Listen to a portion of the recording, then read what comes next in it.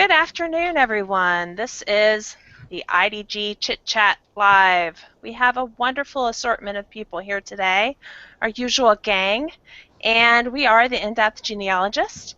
And tonight we're going to talk about Genealogy Roadshow.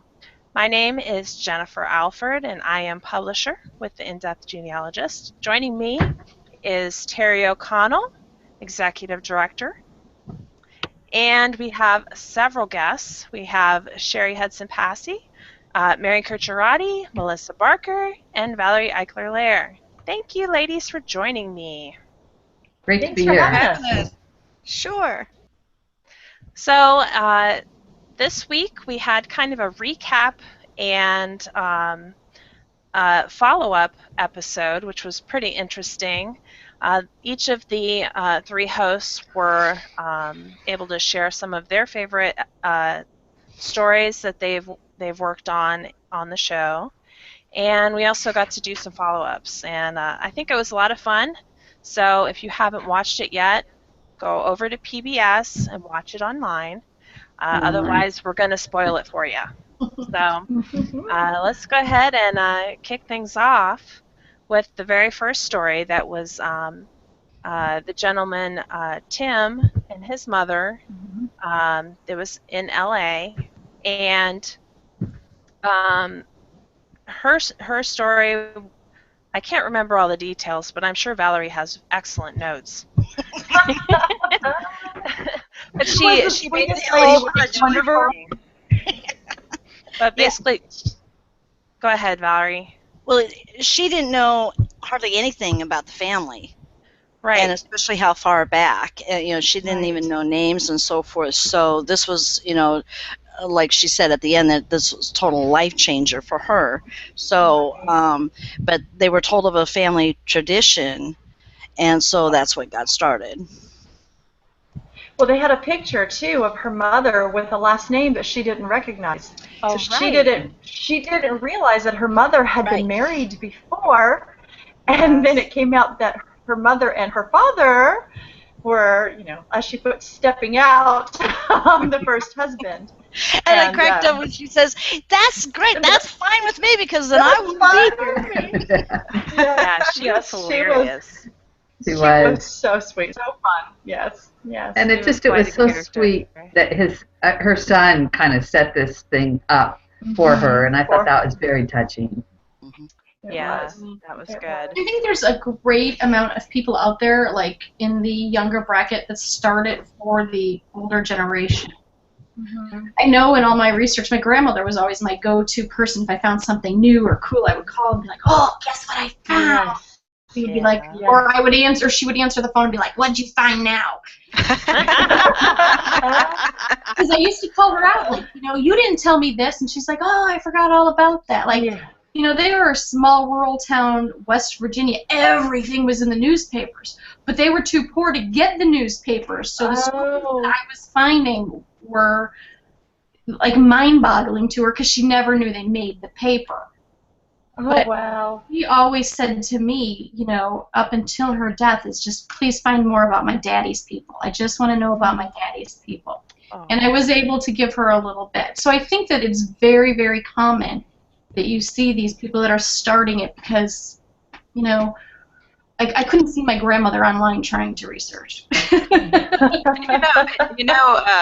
Another thing too, another aspect of that Terry's talking about is the fact that they didn't talk about things. In fact, not only did they not talk about it, but they were like, "We don't talk about things like this with the family or in the community." And so not only, like Terry was talking about, her grandmother didn't know about the newspaper, but they just didn't talk about it. And so when it's not talked about, it's not passed on. And her grandmother probably didn't hear things from her parents. Right. And so that's what we're here to do, is to dig all that up. Very true. They continued with that. Like, I found my grandmother's her wedding certificate, and I didn't say anything to her while she was alive. Like, I didn't give her a hard time, but she got married at 16. And my grandfather was already in his 20s.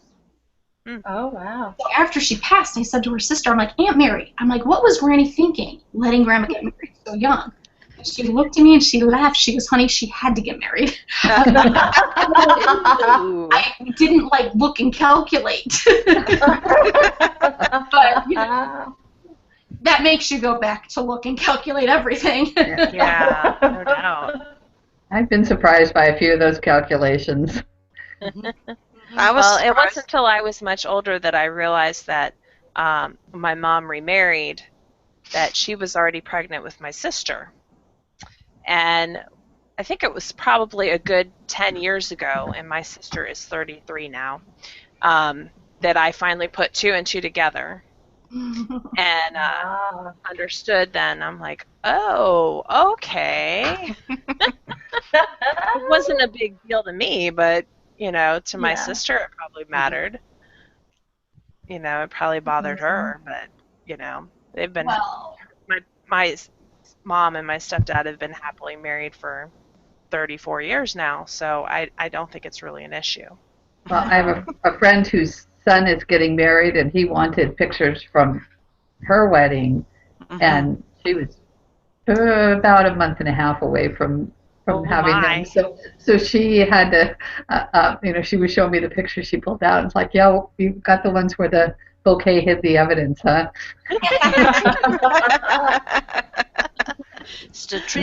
Strategically place that bouquet. Yes, exactly. Well, but I agree with. Oh, go ahead. Even growing up, you never question anything. You're told this is it, and blah blah blah. You go with your whatever. My parents divorced when I was infant. Maybe I was a year old. I have a half sister who is a year younger than me, a year and 2-3 months. And they lied about their marriage date our whole lives, so that she didn't know she was born out of wedlock. But it was okay that I felt that I knew my dad left my mother right away, infant, and Right. They didn't you. We're going to cover this one life. We're not going to think through how it's going. It just. Yeah.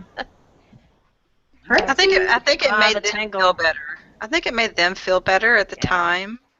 They aren't thinking ahead to the future about who's going to find out what. I think it just it worked, and it made them feel better, and they could move on. Exactly. Right. I didn't know anybody would be digging into all that. Be like, you lied to me my whole life. Well, as they say, the first baby can come anytime, but the second one takes 9 months.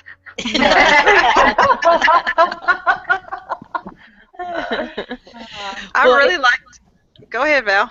Well, I have to share because I cracked up. When I first entered all of my data, I started out with PAF, Personal Ancestral File, with the LDS Church, and I started that within 3 or 4 or 5 months of starting this journey, and it wasn't until I switched to a different software to do my first book, and that particular software brought up, like most of them do nowadays, but it brought up all these, error messages, or, 9 months hadn't passed since the baby was born, and this was my mother-in-law, and I was like, and I didn't calculate or anything. I was just entering data until that, came about. I was like, okay, Mom. No. But things that happen nowadays happened 100 years ago, and this lady, Tim's mom, was just a firecracker. She, I'm glad they did, and just different things about the whole segment. She was just thrilled with not knowing, and like Terry said. I would ask my mom, well, didn't your grandfather, say anything? Oh, no. He in German, because he forced everybody to speak German, he would say, we don't talk about anything. We don't talk about the homeland, nothing. And so it's like, oh, gosh. Well, and culturally, like I found in Germany with some of my German relatives, it's not a big deal to have a baby first and then get married. It's just, they wouldn't necessarily have to get married. But with the Germans, I've been told, and I don't know if it's true because I've not really dug deep into the history and whatever. But I've been told that it was very common for them to have a child out of wedlock because the man needed to see that she was fertile. Okay. I got tons of German, but I haven't gotten into that part of it or heard that part before. But I mean, I'll be specific. My German's the first child was born out of wedlock. The second child was born 3 months after the wedding. So we knew everything worked okay. Everything was good. maybe my full-fledged German dad said, "Okay, there's way too much fertility here. I'm getting out." Me being the fifth. Is there going to be any more? No, no. I thought it was really neat about Tim talking about his doctor seeing him on the show and seeing a mole. I just thought that was amazing. And the show saved my life. Yes. Genealogy saved his life. Yeah, I definitely paused the video at that point and turned to my husband and said, "Oh my gosh, guess this," and told him the story, and he was like, "Wow, that's pretty strange." I'm like, "Yeah, I was lucky." There was something else that happened on too. I've seen it before, and it wasn't really.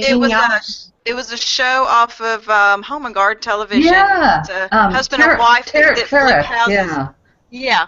And it was some lady. It wasn't a doctor, but it was a lady that saw a lump on his throat, and it was it a goiter? Thyroid cancer. Yeah, and it saved his life. Oh my goodness. It's amazing. I had to stop the show there, and then when he said, his mom had passed since the show was on, and told of the family tradition about, they would ring a bell, but they didn't have a bell.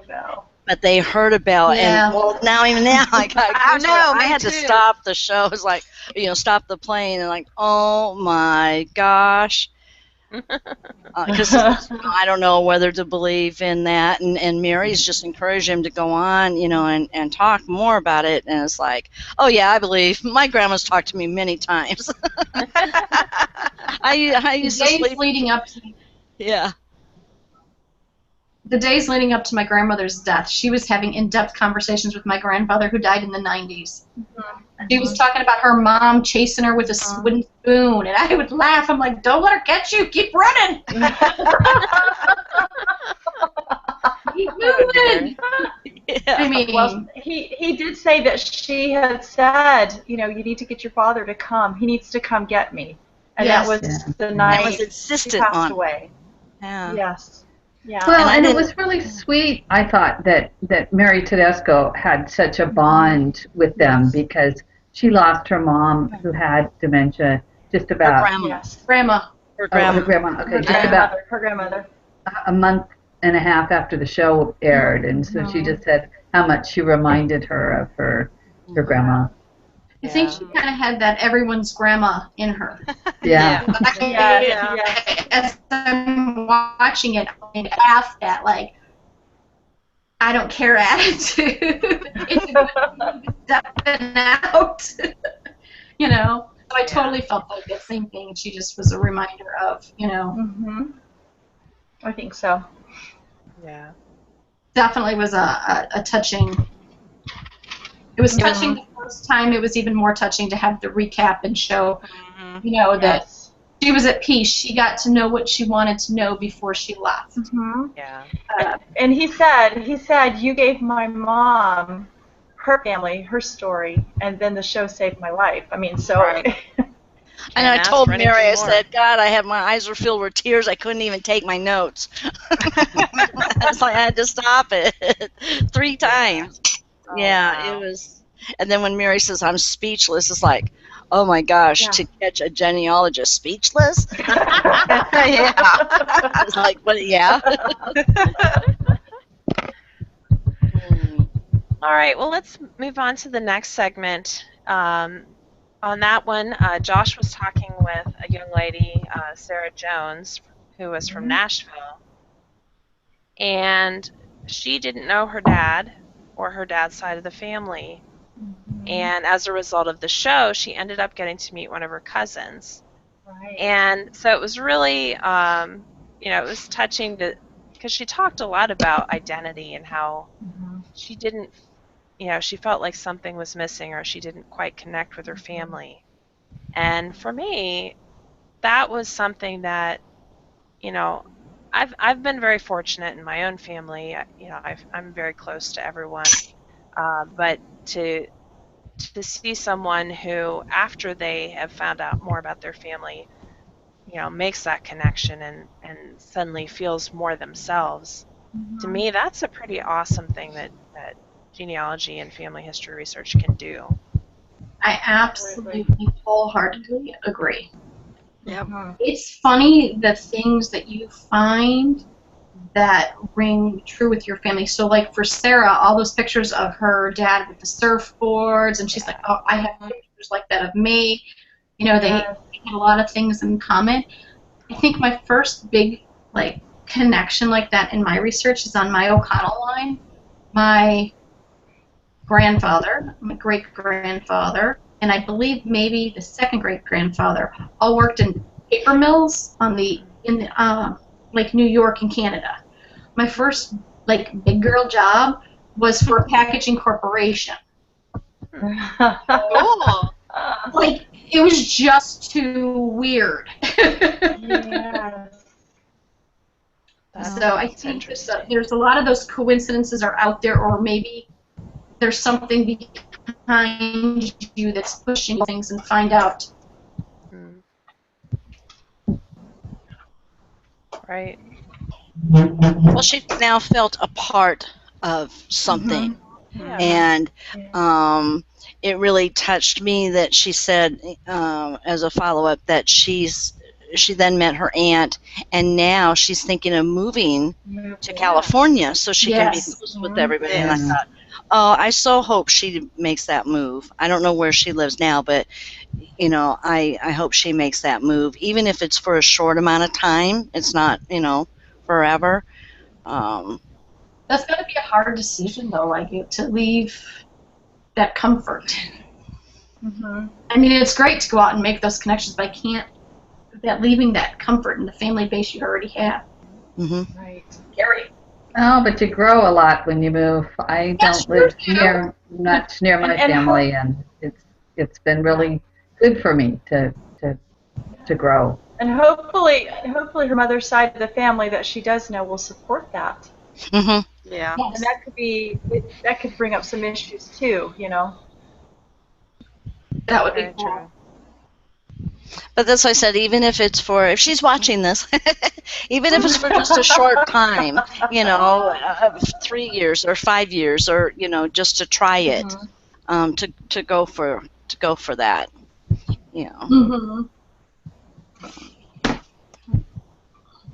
Definitely. Anybody else want to add anything on this story? No. Okay. So then the next one was Kenyatta, talking with a lady who was a mystery writer who discovered that her mother was African American. And I can't even fathom all the emotions she must have gone through. I know. But the follow-up was awesome. Yeah. It was. The fact that she had 2 relatives get in touch with her the very next day via email. I mean, that is fantastic. Yes. I mean, I can't imagine how she was feeling, like you were saying, when she was sitting there and these documents were being shown to her, and everything that she knew about her mother was totally false, and that means things that you know about yourself are false, and and that she was able to go through with that, have that aired, and be willing to have that raw emotion aired, I think says a lot about her. And then to come back and discuss afterwards, what that means and how she feels like that she had helped other people I love that part. Well, that she helped bring them together. Yeah, the family not only she brought together, but she said she also had many emails from people who were mixed race mixed race families, and that her experience helped them. So I thought that was wonderful. That's why I think these shows like this really help not only genealogists and everything, but just people. You know, I mean, if they run across the show and watch it, it's like a mixed race person, and that that they're maybe struggling, and they see the story, and it gives them hope or it gives them encouragement. That is just great. Yeah. Well, and I had to stop that episode to pause it because I got goosebumps and teary-eyed when she said, I don't know about spiritual and stuff, and it's like, well, yeah. Yeah. And how many boxes of tissues did you go through, Valerie? I And don't how many hours did it take you to get through the show? Oh, you guys are too much. But I did it. It was like 2 boxes and 2 hours later. And then, and I still get goosebumps and teary-eyed because we got to have a party. And it was a year to the date that her mom had passed away. I'm going, oh my gosh, again, doo-doo. Well, Valerie, let me ask you something. Yes, ma'am? Let me ask you something. I mean, I think we all get emotional in different parts of these. But do you feel like that you get emotional because you're emotional with the people in the show, or do you get emotional because you're thinking of your own family stories and things like that? I tend to find myself kind of going back and forth with that. It's both, I think because yeah. with me it's both, but more importantly is because one of the reasons they said, which was right after this, they each, Josh, Kenyatta, and Mary gave each a reason why we do genealogy. And the reason I got started is because I didn't know my dad. And whenever we mentioned it, Mom had nothing good to say about him at all. And she was adopted. So she didn't know really where she came from. And I thought, well, I don't want my son to grow up that way, and I want to feel like I'm a part of something. And I could understand how Sarah felt. Yeah. You can really relate. Apart. Yeah. And how whenever I got, really, I get all, in a tizzy, I go back to the genealogy because it calms me, even though it might be upsetting. And that's why this year, between who do you think you are, and especially long lost family, that's why this year is my goal to find out more about my mom. And get into the old photographs and so forth. And of course, everybody that knows me knows too that I cry at a grand opening of 7-Eleven. I do. I put myself, that's why my clients just love me, because I get myself right into their family too, and right into these shows and every segment. And people might think, oh, she's just saying that. No, I really do get goosebumps, and I really do start crying like I almost just did now. And so you have a big heart, Valerie. You can see that. Well, thank you. We're right up here a lot of times. They say, oh, you got to be tough skinned. Like, oh, I doubt it. But thank you. Not possible. And thanks for letting me share. Well, We always. appreciate that you feel comfortable to share that. Yeah. A lot of people who are emotional, they try and hide it, or they don't explain why they are emotional. For me, I'm a sympathetic crier. And if I see someone crying, I start crying because I'm too empathetic, I think. Not that that's necessarily a bad thing, but Loving, caring. Yeah. Wednesday night, I was in a marketing class trying to learn some strategies for the in-depth genealogist. And the teacher showed a video, and it was about this blind gentleman who was begging, and it was like a 2-minute video. And at the end, they did this thing, and I was almost in tears in the middle of class, and I'm going, oh my gosh, this is so embarrassing. Very, very powerful. But so I messaged it to Terry right away, and she's like, oh my God, same reaction. And I was like, okay, it's not just me. Oh no! And that day, let me tell you, I cried during Days of Our Lives. Cry during Hallmark commercials. Yes. Oh yes. Oh yeah. No, I am the same.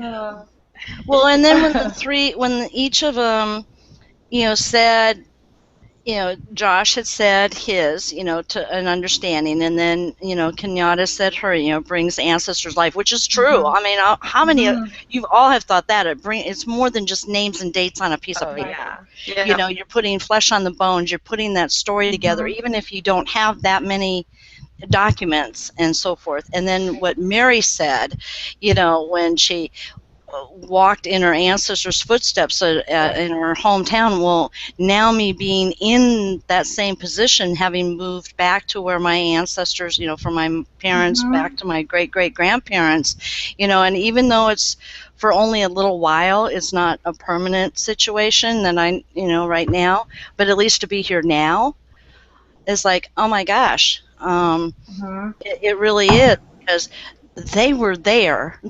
They walked there. And so all of those reasons, and then some, some do it for medical reasons, some do it to join a lineage society. Some, to me, if someone doesn't have anything to do, well, I got a how do you You're funny. But now I'm going to say, no, you can't do that. To give you experience here, I have this whole big, huge drawer full of photos that need to be scanned. There you go. There you go. I want to make sure you I'll really say, Well, I've gotten to do some things. I sailed on the tall ship Bounty and spent a week on it and sailed from the Netherlands to Edinburgh. And to be able to be on a tall ship like my ancestors were. And I also was engineer for a day on a steam locomotive because I have railroad ancestors. And so I just really wanted to do what they did. The next one I want to do is there's I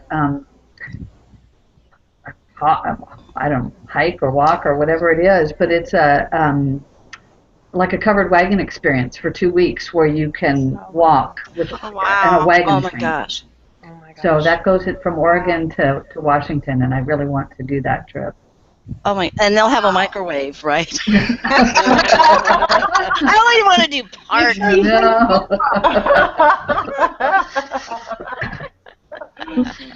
But I think that says a lot. So, when you start your genealogy as a beginning genealogist, it's all about the dates.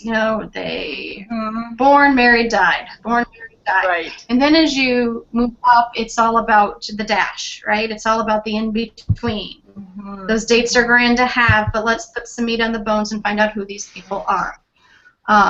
Going with what Mary said, and doing the things that your ancestors did, when we were in Ireland, I walked to the front of that church where they were married, where they baptized their babies.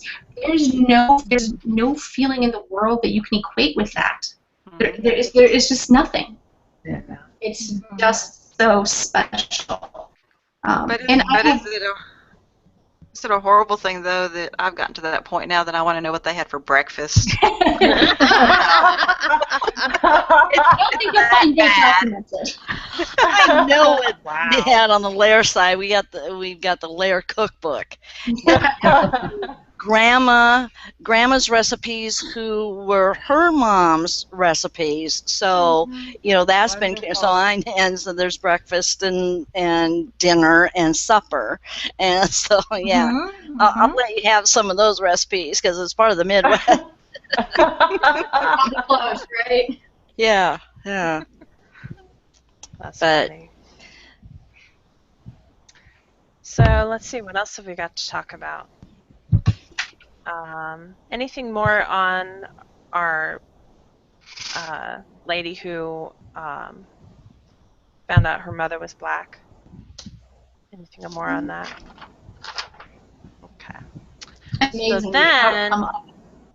So then after the three hosts shared, what inspired them to do genealogy, it went on with several other flashback type scenes from from the previous episodes.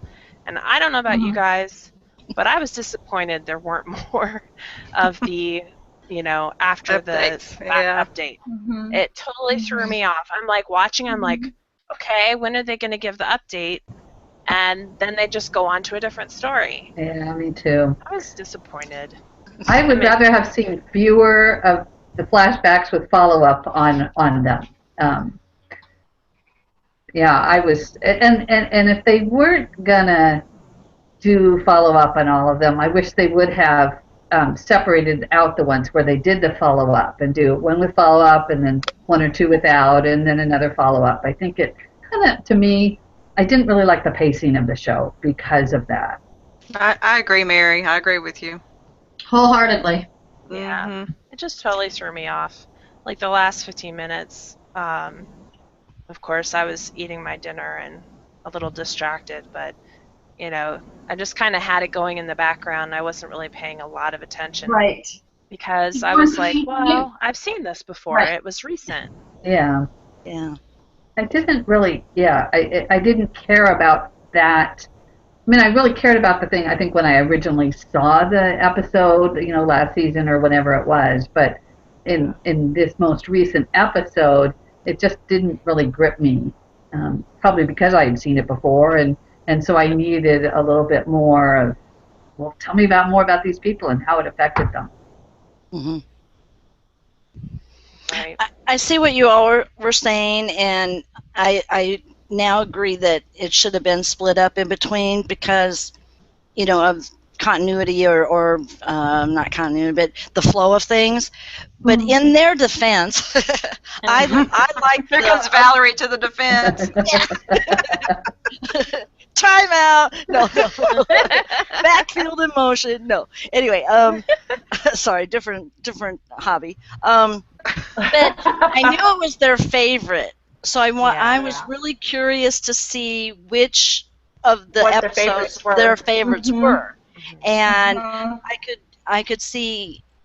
I could see why Josh chose John for the Philippines in this particular season because it was really touching to see Josh, and then his excitement. And then I cracked up when he says, well, in genealogy we like to poke around a little bit. And I'm saying, poke around a little bit? Heck, we like to poke a lot. We like to use shovels. We use shovels and we dig. Not poke around a little bit. Yeah. But so I guess knowing that was, part of the favorites, I really enjoyed it, and especially the last one with the house history. It's like, yeah. I loved that. I loved the house history one. Yes. So, but yeah, they could have split it up. But yeah, the house history is like, oh my gosh. And then the young gal, I guess that was her daughter, she turns, she goes, a single mom with 6 kids and buying the house we wouldn't even have. I loved when she said, oh, Josh, what did she do? She bought that house. That was so cute. Oh, Josh. Too funny. I thought that was really cute.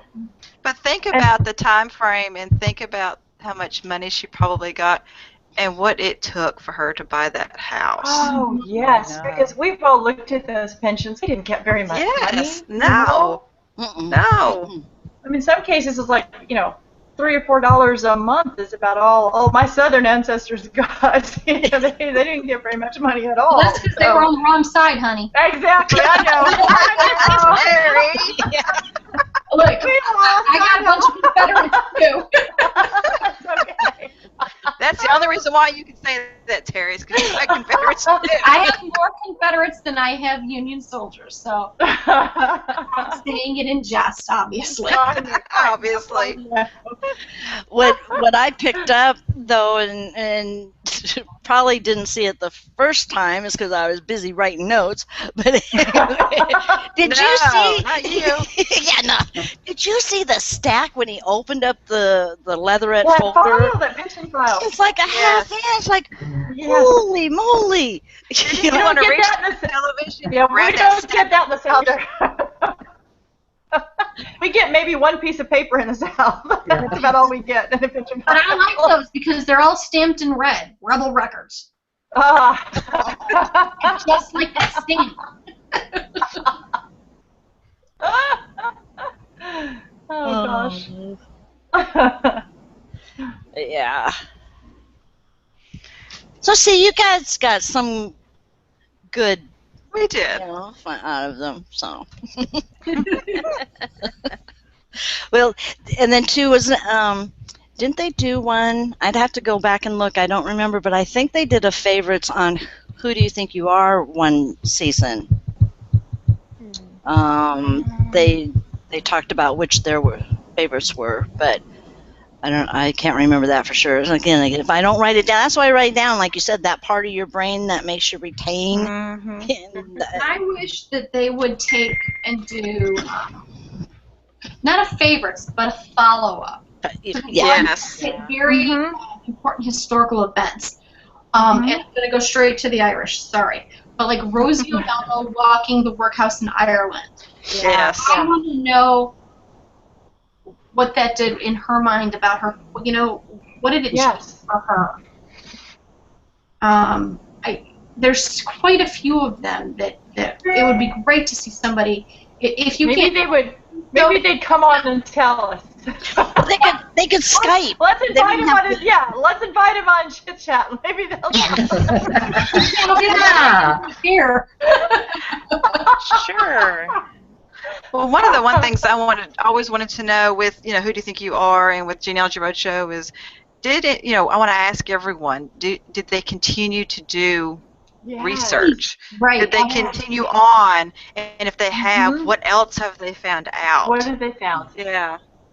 That would be fascinating. It would be. To see, some of these. I'm sorry. Go ahead. Sorry.